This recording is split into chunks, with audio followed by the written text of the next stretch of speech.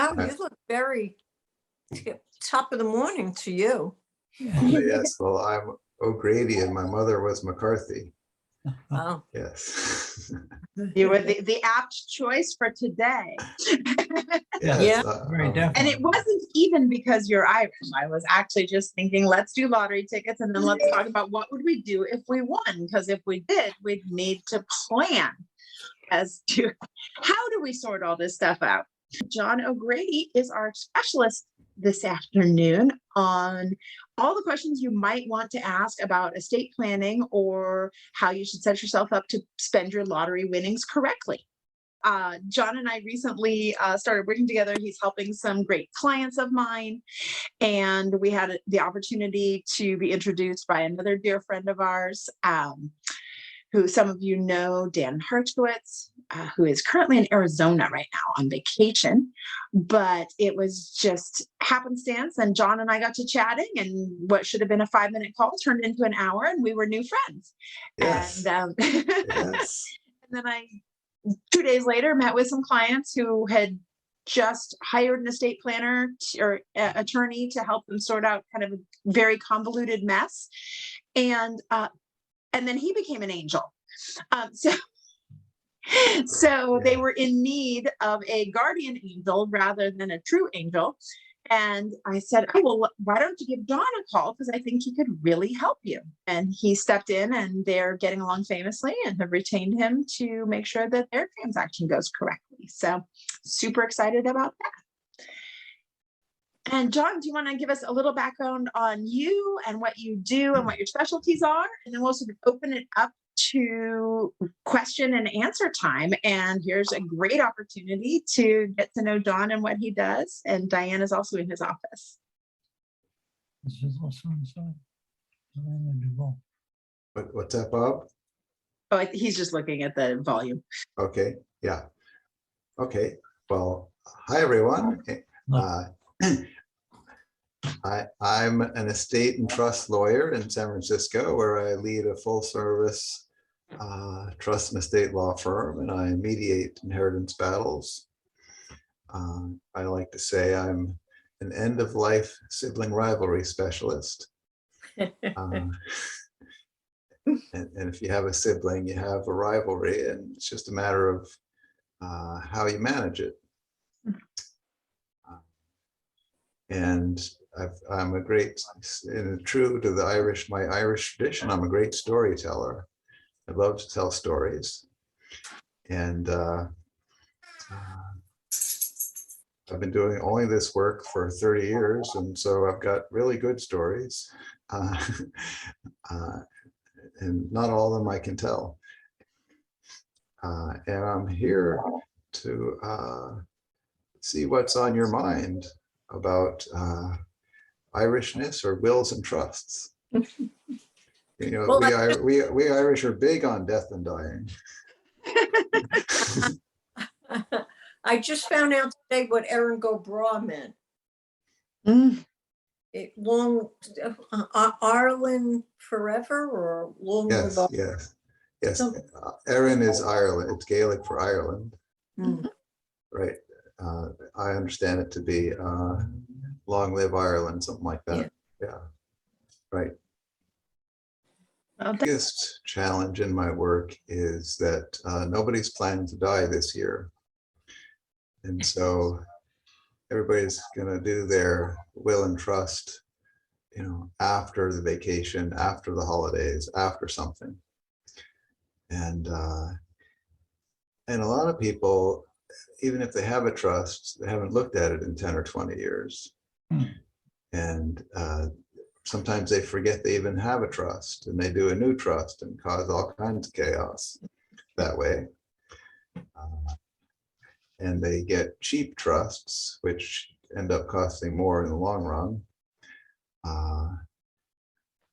One version of a cheap trust is the kind of outdated old trust, because the law and the best practices and our relationships with each other change all the time. And so it's really the work of a lifetime, the planning. And the reality is that my colleagues and I, we make most of our money cleaning up easily preventable disasters, no matter how good my speeches and stories are. Sad reality. So I know one of the things that we run into often, and I know this is part of many that I will be referring to you because it's a very common scenario, is people will get a loan, so they buy a property and then they forget to move it into their trust because they don't realize they hadn't put it in the trust when they purchased it, or they go to refinance and they pull it out of the trust to refinance and forget to put it back in. And so how much of that are you dealing with? Is that a very common thing, or is it just something I happen to have tripped over multiple times with clients who are buying and selling properties they've inherited and it wasn't protected? Well, it's very common, Jennifer, and it because the banks haven't wanted to get involved with trust. They want a loan to the individual. Mm-hmm. And then the bank, nobody remembers to transfer it back to the bank. But I think it was one of the banks, I think Bank of America, got sued for that. Because if it's not in the purpose of the trust is to avoid the probate court, but the real estate has to be titled in the name of the trustee for that to get that result. So if you transfer it out of the trustee's name and then die, then the purpose of the trust is defeated and the family has to go through the probate court, broken probate court system. Mm-hmm. So one family, expensive. Yeah, and slow and public and painful. So one family sued the bank and won. And so now some banks are not requiring that you transfer it out of the trust before they make the loan. But still, it's another reason to have a long-term relationship with an estate lawyer and kind of check in every 2 or 3 years to keep things up to date, because this is the work of a lifetime. Mm-hmm. A lot of times people named in the document die before my client, and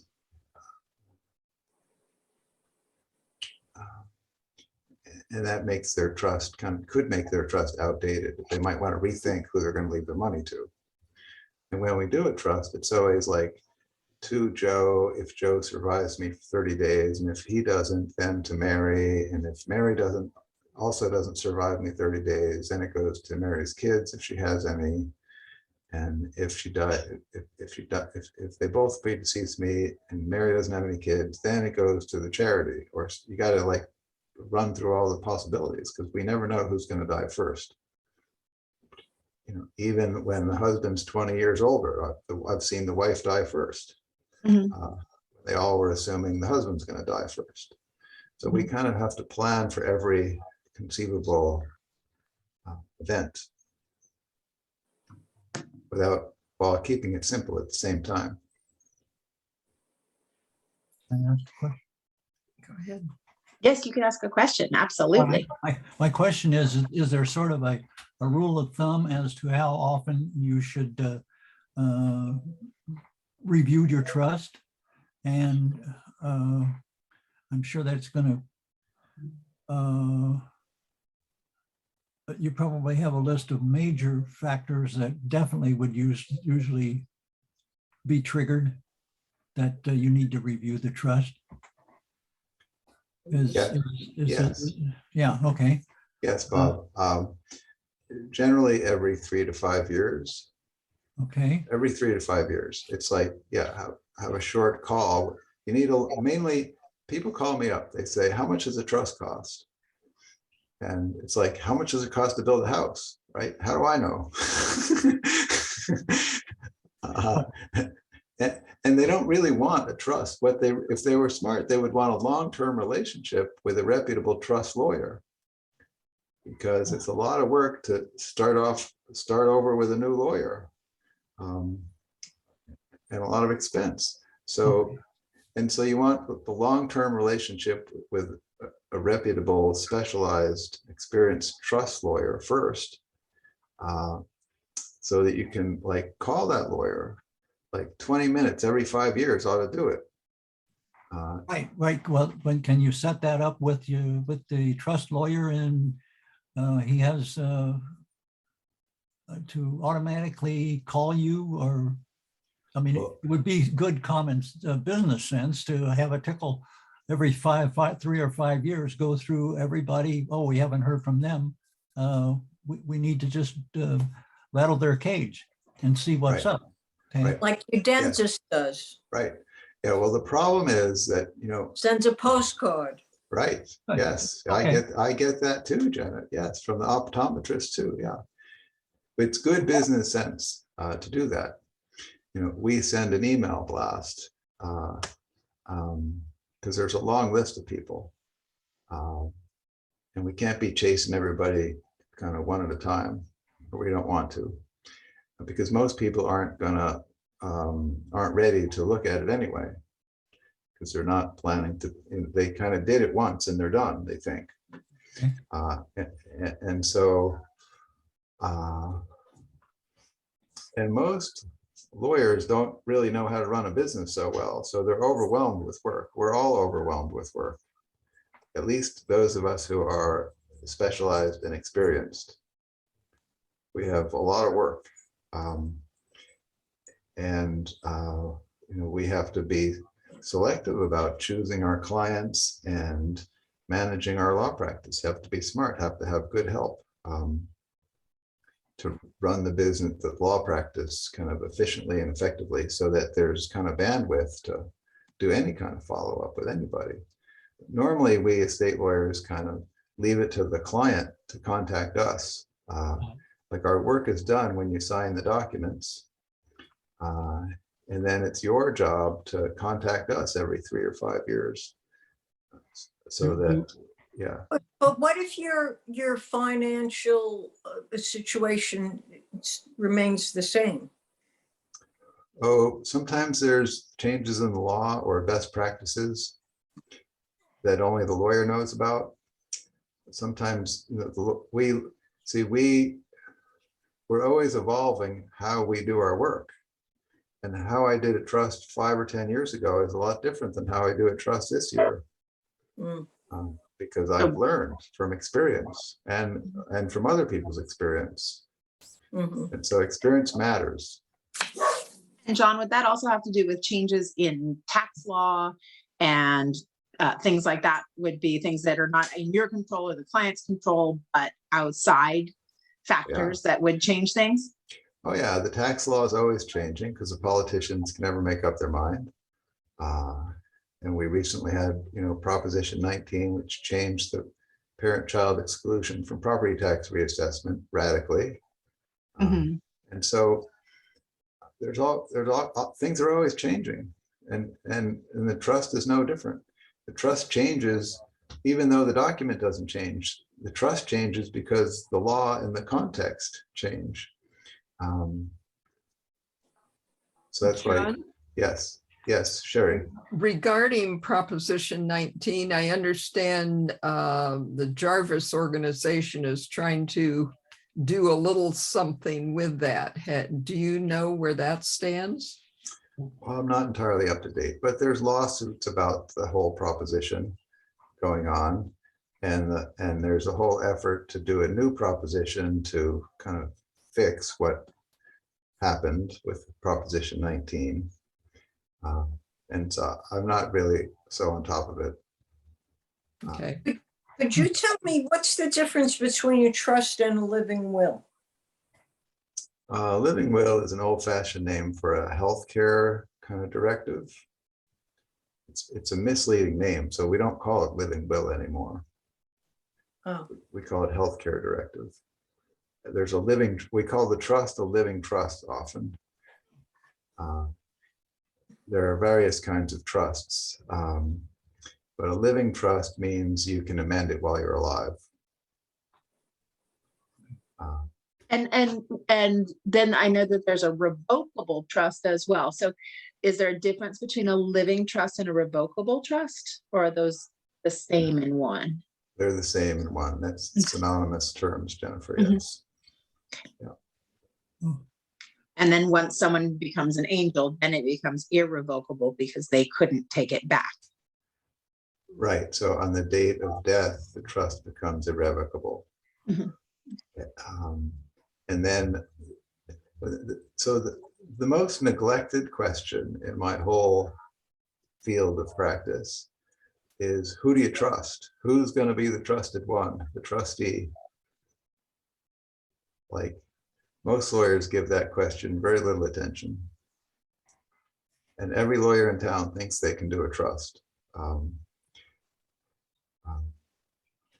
I can assure you it's not true. and so we spend a lot of time on who do you trust. It's a vast responsibility. I mean, so you can name, some loved one to be a trustee after you can't do it anymore, but they have to be like the criteria.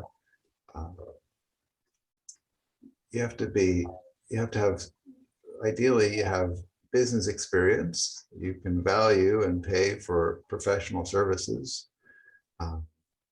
You have time on your hands. It can be a full-time job for weeks or months. And with because if there's complications, it can take a couple of years to finish all the work involved. And you have to deal with every financial institution, pay every bill. You have to change the title to all the assets to your name as trustee. You have to usually sell the real estate, work with the realtor, clean out the house, deal with all the stuff, deal with the fighting beneficiaries who want their money yesterday. And you have a bullseye on your chest when you're the trustee. Trustees are like substitute for the deceased parent. And often the kids are angry at the deceased parent, and so they target, the trustee, and they're envious that they didn't get named as trustee because each of the kids wants to be king of the hill, the trusted one. And if you name a kid to be the trustee, the other kids are going to attack the named one. Could more than one person be a trustee? Yes, and I recommend against it. You could have co-trustees, but it's almost always a disaster because they never agree. Yeah. One wants to put a new roof on the building and the other one wants to sell it. Yeah. One needs the money, one doesn't. One wants the investment. So plus it runs up the legal fees because, we have to keep two people informed about everything happening and help them both make decisions and have them both sign documents. It's just a lot more work for us. The Prop 19, that didn't come about just overnight, did it? Oh, it did. All right, and so, I guess, what's the old adage, to follow the money? Who benefits from 19? The government or the lawyers, or because the people who paid for Proposition 19. Well, that's the real estate industry. Spent hundreds of millions on it, and the taxpayers spent 30,000 on it. To fight it, and so the real estate industry got their way, and so there's more real estate sales as a result. Also, it seemed to me like there was an awfully short period in which to protect yourself, so to speak. And that's right. Isn't there something afoot to at least get an extension on that period of time? Yeah. There are various approaches being taken to change the whole thing around and remedy the deception. I mean, it was deceptively marketed. Yes. And so during a pandemic, sort of, sounds like the perfect storm. Well, it's also a perfect example of how government by proposition is a bad idea. it's like whoever can like put hundreds of millions into a proposition gets their way. I mean, Right. it works similarly in Sacramento, but at least in Sacramento, they have some debate. And there's no way the average voter could even begin to understand Proposition 19. It seems to have everyone, even the professionals, confused. So depending on who you ask. So I think, yeah, that's a very Right, good assessment. Is right. you couldn't possibly ask the general public to have understood it. So definitely. Hey, Yeah, John, even us as state lawyers who deal with, property tax all the time, we have a million unanswered questions, and so do the bureaucrats who administer the property tax law and Proposition 19. They don't know what to do either, the assessors, because the law was so hastily kind of rammed through and so poorly drafted in the first place. So this is going to be eventually settled in the courts? Well, we don't know.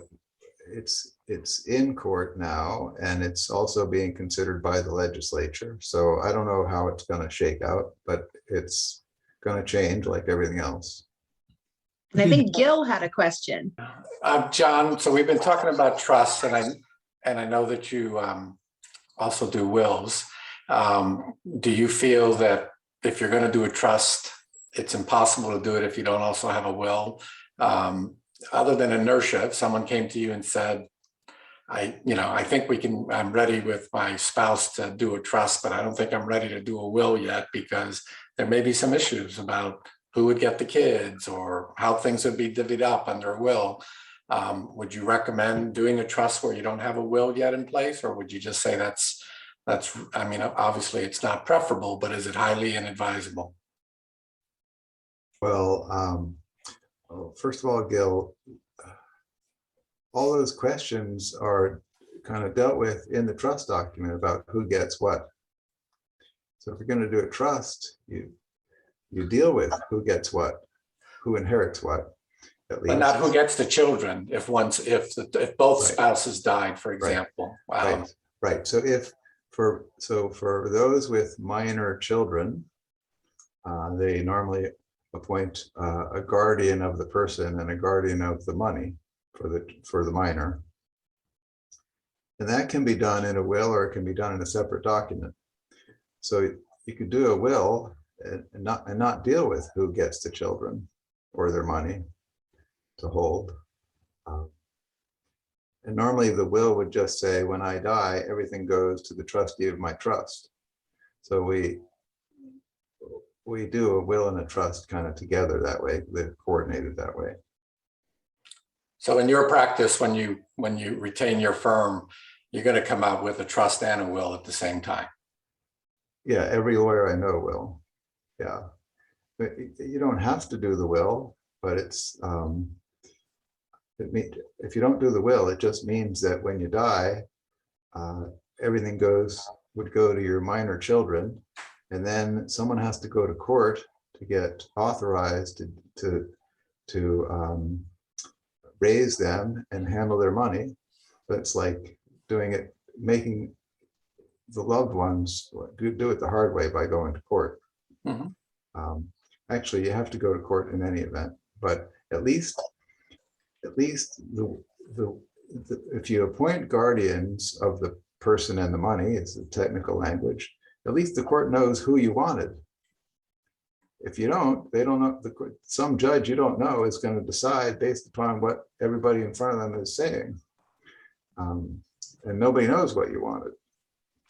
And so for those with minor children, there's a few things. Usually it takes a crisis to get someone to call us. It's not like they wake up and think, oh, it'd be a good day to do my will and trust and plan my death. Financial planner made me do it. Right. It's firmly planted on the bottom of everyone's to-do list, almost everyone. And so it takes a crisis to get people into action most of the time. And one crisis is having minor children and being concerned about who the guardians are going to be.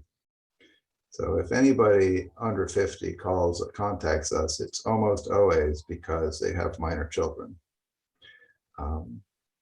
And for people over 50, it's usually either they got a terminal diagnosis or somebody close to them suddenly keeled over and died about their age, some kind of crisis before they call us.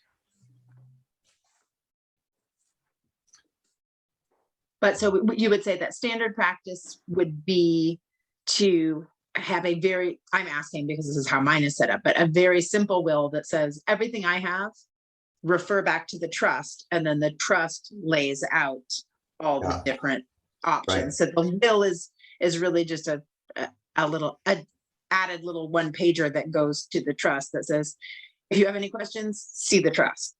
Well, it's a few pages. The will is a few pages and it's a separate document. Mhm. And it just says everything not in my trust when I die goes to my trust after I die. Okay.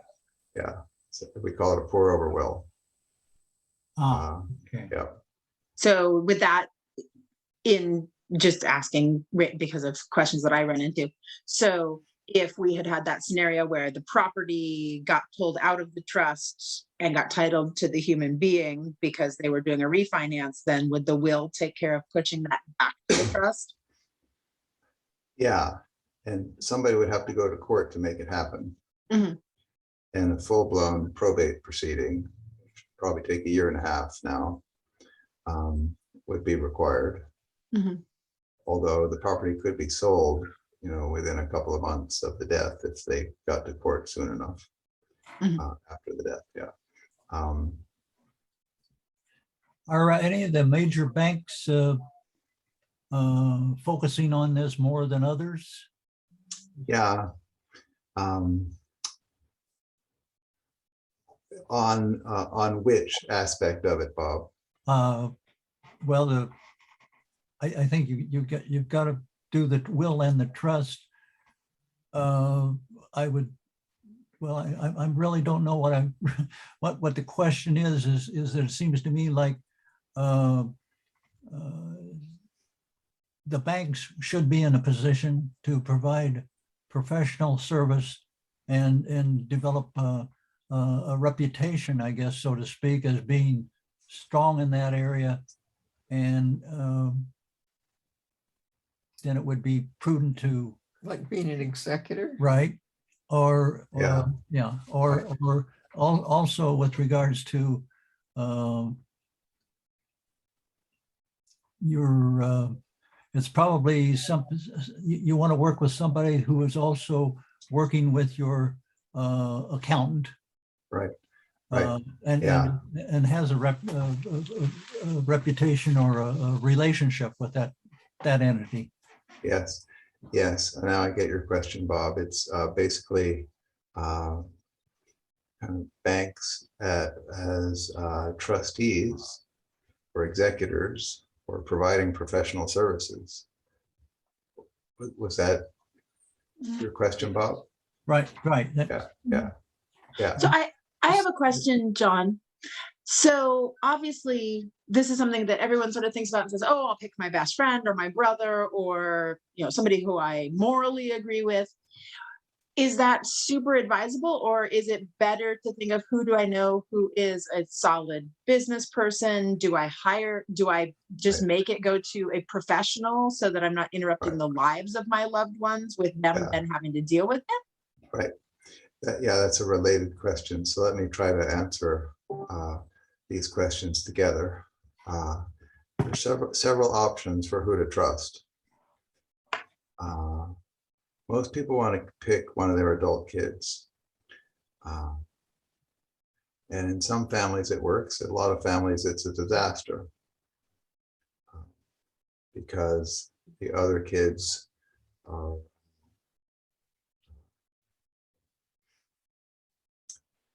envious or jealous that they weren't chosen. And they fight because they all have a horse in the race and they have different agendas. And it can ruin their relationships with each other to name one as trustee, or even worse, name all of them as co-trustees. And so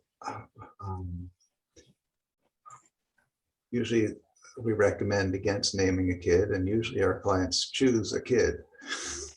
Uh, and sometimes they end up regretting it. But okay, so that's one common option.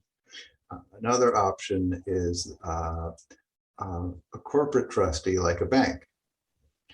And corporate trustees are less and less popular as a choice because they're so regulated and so highly bureaucratic.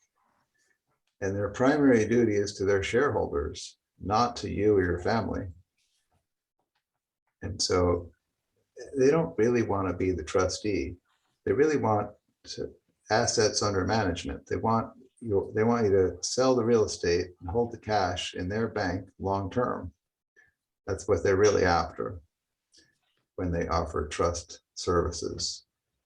And from personal experience, I can tell bad stories on myself, but from personal experience, that happened when my father died intestate, which is without a will, and their trust was written as married, and they had separated, and so it was not current. And my godfather, who happened to be with Kidder Peabody, was named, and they said, well, sell the house, put everything in the stock market. And I ended up having to sue the executor to not sell the family house, which turned out to be a very wise decision because I've had passive income from it for more than 30 years now. And if we had sold it in 1991 and put all the money in the stock market, you all know where I would be right now, working even harder than I do. So, and without a house at Stinson Beach. So, yeah, so putting the bank in charge, that's exactly what they wanted was, yeah, turn it all into cash and put it in the market. And that would not have, in hindsight, that would not have been a good plan. I sued them for emotional reasons, but. And the movie Anti-Mame has a great scene about that. It's the story of Joan Crawford.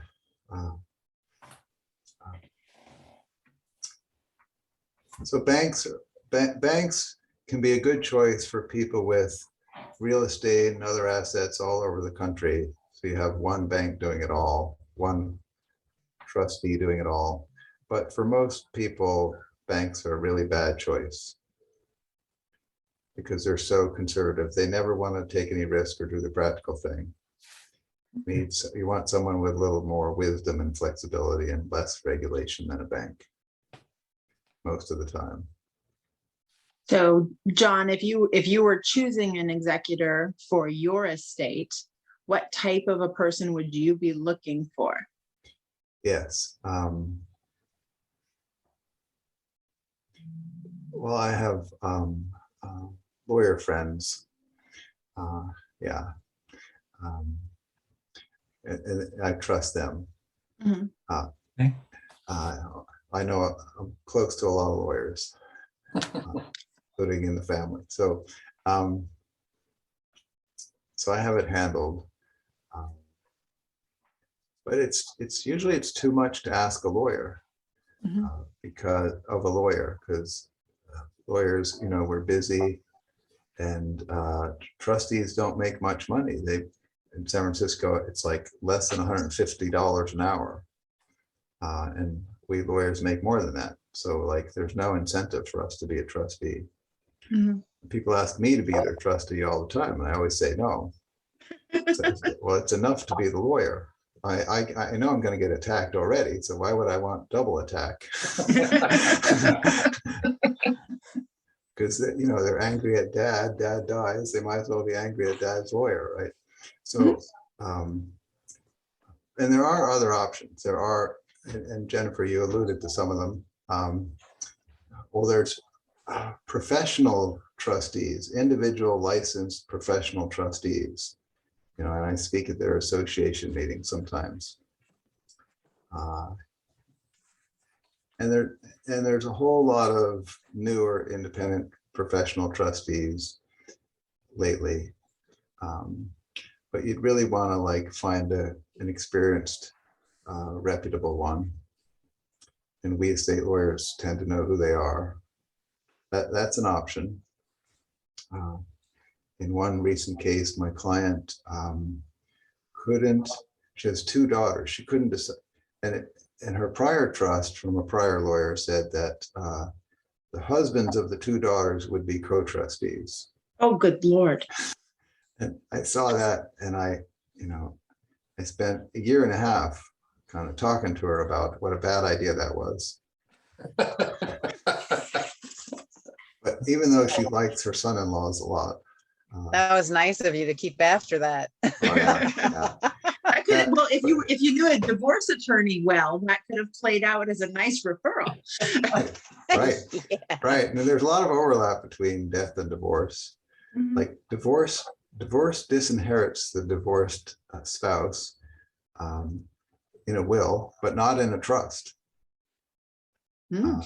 So you have to be careful. I mean, there are a lot of reasons to like talk to an estate lawyer every few years like that. Okay, so anyway, with this client, she couldn't decide who's going to be the trustee. We talked about every conceivable possibility under the sun. You know, the rabbi, the best friend, the accountant, a professional. She couldn't make up her mind. And she's very kind of indecisive to begin with and a great procrastinator. So we finally came up with an arrangement in desperation. And the arrangement is the 2 daughters get 10 days to who the trustee is going to be. And if they don't, so anyway, so you can get creative like that. And you can also name a committee you don't have to name trustees in your document. You can name a committee of trusted loved ones to decide who the trustee is going to be when the time comes, which we usually do. Often the client will say, this person is first choice, this person second choice, this person third choice. And this committee of like 5 trusted loved ones can remove and replace a trustee at any time. So there's always a mechanism other than a judge you don't know to decide who the trustee is going to be. I like the committee idea. Yeah. But very few lawyers use it because it takes a lot of work and it takes a lot of conversation with the client about these options. And then the big question is, who can remove the client as trustee? That gets special attention. That's a whole separate topic. Like, who do I trust to say I've lost my marbles? Mhm. Usually, often clients decide that, well, I trust my spouse, or I trust, all my kids unanimously. And that's a hard one. Sometimes they want, extra safeguards, like a neuropsychological evaluation if they want to remove me. I'm not, because we like our independence, we human beings. So would that be a case where, like we went through, which was when you had 2 doctors had to give an opinion that someone was not making good decisions for themselves anymore? Yeah, well, the traditional approach is to name a physician or 2. But they've never been trained in how to make this determination. And they don't return phone calls about it, in my experience, and they don't want to get involved. They don't even get paid for it. Mhm. The insurance companies don't cover it. And it's just, and you can't, it's just not, it's like low on their list of priorities. And they don't want to get sued for making the wrong decision. They just don't want to get involved. That's why I don't even like mention the word physician. Mhm. That's why I have the committee instead. It's like how the practice has evolved. But most lawyers probably still name a physician just because it's easier and they're not like thinking about these kind of things. They don't have the experience. Mhm. And that's how they sell cheap trust, right? They don't ask any questions. They just like serve as a secretary and do what the client says. And I think Janet has a question. Oh, I think Janet's puppy was needing some help, and so she was signing off. Okay, all right. And then there's so the ideal trustee I call Aunt Jane. And Aunt Jane has the experience, the time, she values the professional advice, and she has the respect of the kids, and so she's got everything it takes, but not everybody has an Aunt Jane. And you mentioned friends as a possibility, Jennifer, and it's a lot to ask of a friend. So, and we always encourage people to ask the people before you name them in your document, get permission, so they're not surprised when the time comes, and they're more likely to say yes when the time comes. But when you ask now, they always say yes now, because it's easy to say yes now. But 6 or 16 years from now, when the crisis comes, they're busy, and they tend to say no. And what happens when that assigned trustee says no? Does it then just go down a list if there was a list? Yes. Obviously, if you're working with you, it goes back to committee, which I love as an idea. Yeah. Well, usually there's a list of 2 or 3 before the committee gets involved. Mm-hmm. But some people have nobody to list, and the committee just decides. So however, you have to look at the document, and the document controls.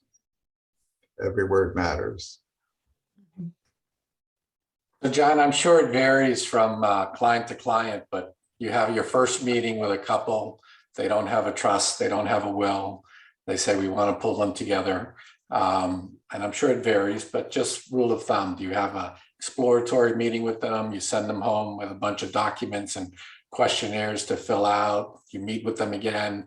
What's the process to go from hello to the end? It's a great question. Great. Yes, Gil, thank you. Well, first step is they contact us, and they talk with paralegal Jennifer, who does our kind of intake and screening. So she gets some basic information from the potential client on the phone, like how many pieces of real estate, and how many beneficiaries do you have in mind, and gets a sense of who the clients are and what they want, and what their goals are. And if Jennifer likes them, then I'll talk to them. Your gatekeeper. Oh yeah. And Jennifer doesn't like everybody. because No, not me. the paralegal Jennifer, we'll call her Jen. So Yeah. Jen, because some people, like, they can't answer a simple question without a long essay, and that's going to cost more, right? Some people just don't listen, and some people don't call her at the time they say they're going to call. That's important information in telling them how much it's going to cost, right? So anyway, I get them on the phone, and most potential clients don't actually become our clients for one reason or another. A lot of them are just putting their toe in the water, and they get added to our list for an email blast every once in a while to remind them. We also have a popular newsletter that goes out every several weeks. One of the headlines was Martin Luther King, he had a dream but not a will. Not a will, not a dream, but not a will. Yeah, okay, so then after I talk to the potential client and I decide I want to work with them, and they decide they want to work with us, and by then I have a pretty good sense of who they are and how how much work is going to be involved on our part to accomplish the goal of getting all these documents done and signed. And then I can offer them a fixed fee. I like to do fixed fee, so everybody knows how much it's going to cost right up front. And the fixed fee for a married couple with just say a home would be something like $7,000, including everything, including, and that's like a will, a trust, an assignment of assets to trust, a durable power of attorney, an advanced healthcare directive, a deed transferring the home to the trustee of the trust, making sure that the deed doesn't terminate the title insurance policy. It's making sure everything gets done right. And all these documents are carefully coordinated.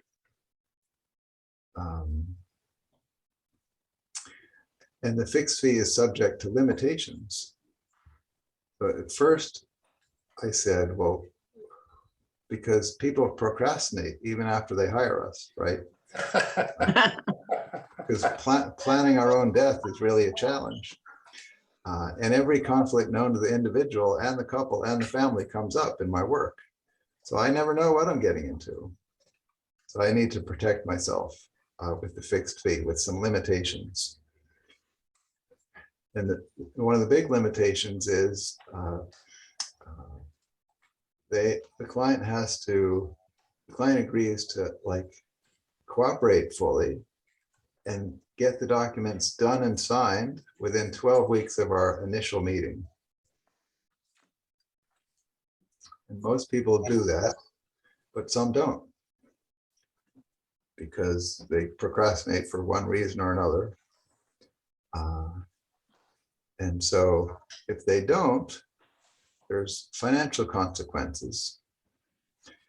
And at first I got creative. I said, well, in the beginning, I said, who's your least favorite charity? And I'll make a contribution of your money to your least favorite charity if you don't meet your 12-week deadline.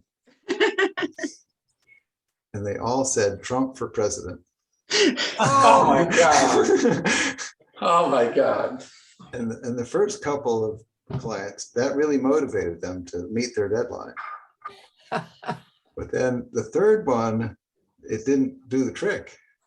Uh-oh. And the day came when I had to write a check to Trump for president, and I couldn't do it. So I had to renegotiate the deal so that I didn't have to write the check. And I gave her more time as part of the bargain, and she eventually got it done. And I didn't have to write the check to Trump. So, but now I don't do it that way anymore. Now the money goes to me. Yep. Okay. And so if you don't meet your 12-week deadline, we're done, and I have earned all my money. And then you get to renegotiate with me if you want to continue the process. So that you pay for your procrastination, not me. Totally fair. Yeah. For motivation. Yeah. Totally fair. Yeah.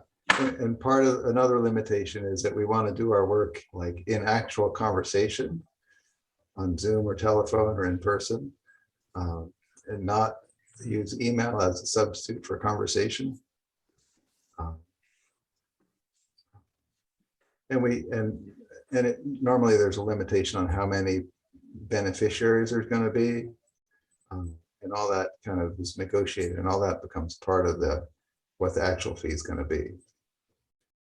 Most people choose no more than 5 or 8 beneficiaries, but some people want like 25 beneficiaries, and it's crazy.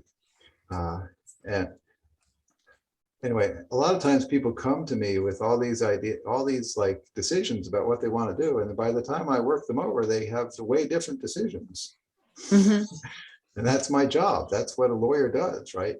Mm-hmm. You're different. So my work is to help people make good decisions and document them and communicate them, so there's no surprise, or because when people get surprised, that's when they want to fight and go to court. But if they had a voice in the process, like the ideal situation is the kids are at my office and the parents are in my office, and I meet with the parents privately, and they decide on plan A, and they bring the kids in, and then the kids like all have their opinions, and there's fireworks, and then we send the kids out, and I talk to the parents, and they come up with plan B, bring the kids back in, and they don't like plan B either, so we end up with plan C. And at least everybody had a voice in the process and they know what to expect. So they're less likely to go to court that way. That's what I call like a healthy process.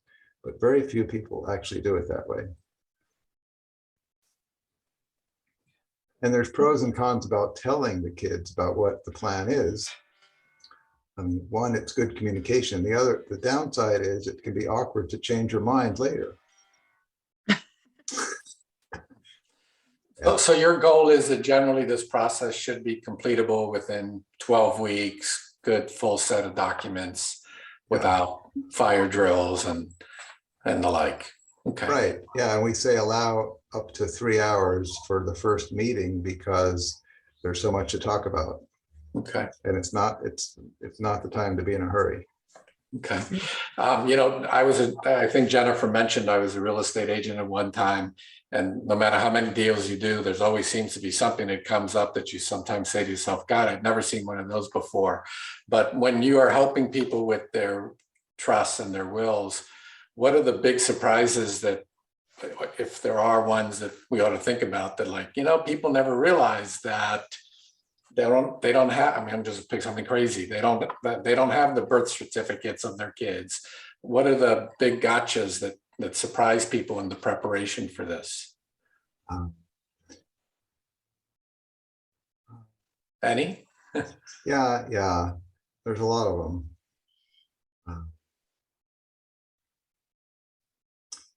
One is that too much money for a kid can destroy the kid.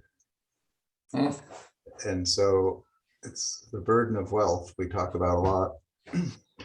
Like, how do you leave money to the younger generation in a way that's going to expand their life rather than destroy it? That question gets a lot of attention with me. And how do you prepare them to inherit money? How do you train them now so that they're not kind of starting on, in the beginning, when you die and they suddenly inherit money? And most inheritances are fully spent within 5 years. It's like winning the lottery, and people didn't have a budget to begin with, and they get very generous and spend a lot. So teaching the younger ones about money, these are all big important conversations to have with kids and with spouse.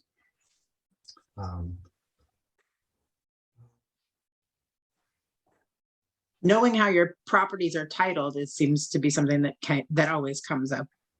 Right. Yeah, I ask people like, what do you own? And they don't even know.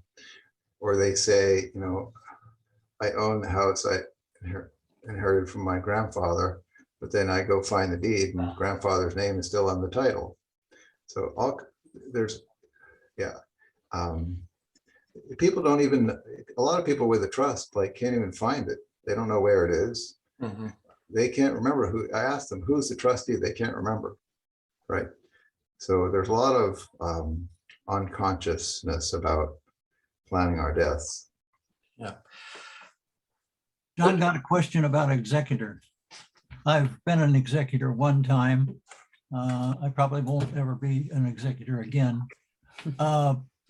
Is there any kind of insurance available to an executor, or hold harmless? Is there such a thing even? Yeah, there is, Bob. It's called a bond. So there's no executor until the court says so. Right.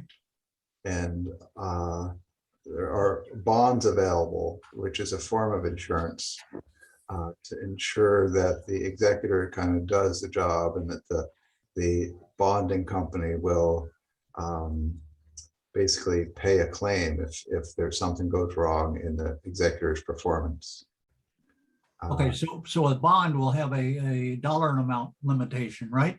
Yeah, the dollar amount is usually the value of the assets in the probate estate. Huh. Yeah.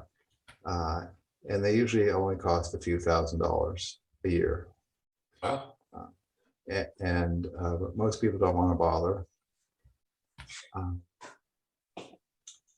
And then for trustees, there's kind kind of insurance trustees can buy. They rarely do, but it's available.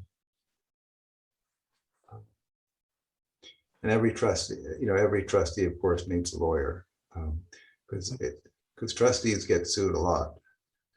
And the law is so confusing and conflicted that there's no right way to do anything. You just have to kind of decide something and do it, and communicate well with the beneficiaries. So the trustee has to have a good relationship with the beneficiaries for things to work smoothly. And I see we're about at time. And so one more question. Yeah. Anybody have another pressing question? Well, I was just going to say, time flies when you're having fun. I think it's so interesting what you're saying. And I think that the perspective that you're giving is priceless I mean, things that make you go, it's really great, John. Thank you so much for your time. Well, thank you, Heidi.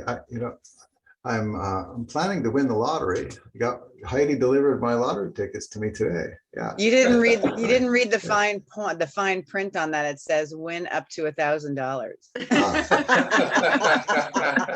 So scratch away, brother. But And as a tax lawyer, I know that after I pay income taxes on it, it's going to really be 500.